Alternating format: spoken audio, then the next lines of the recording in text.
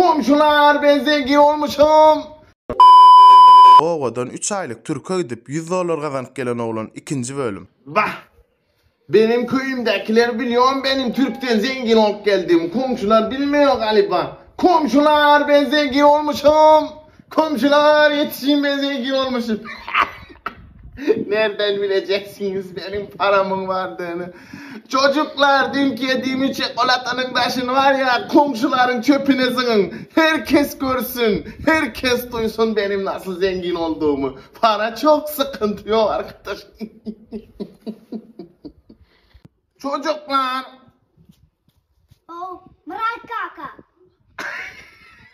Ne Murat ya, ben ismimi orada değiştirmişim, ismim Kuzey artık. Kuzey Kaka diyeceksin. Hani Kuzey Kaka değil? Kuzey kaka. Tamam, siz nereden bileceksiniz, ben orada değiştirmişim. Tamam, herkes komşulara söyle artık ismim Kuzey benim.